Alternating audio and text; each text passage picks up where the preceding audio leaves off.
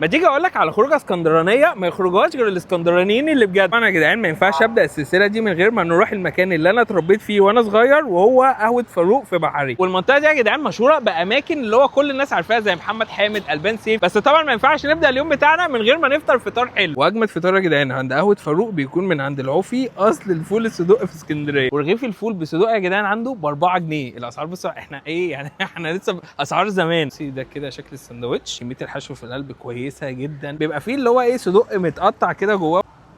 والله عظمه. السندوتش اصلا بيبقى مليان كده ومسبك ومتحبك وسبايسي وكل حاجه فيه متدلعه. يلا بينا بقى ايه اسقيكم واحد مانجا. والتاني بقى محطه معانا في قهوه فاروق وهو عصير طلعت. هو ما بيديكيش المانجا بشاليمو بتاعه، بيديلك بمعلقه من كتر التقل بتاع عصير المانجا بتاعه. الكوبايه دي كلها سعرها 35 جنيه، محطوط فيها كيلو مانجا لوحده. احنا نخلص البتاعه دي بقى ونطلع على مكان بيعمل فطير.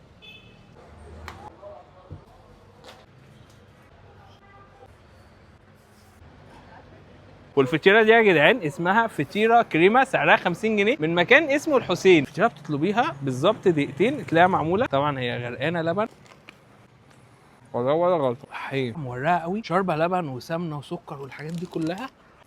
يلا بينا بقى على اخر مكان وهو السقعان.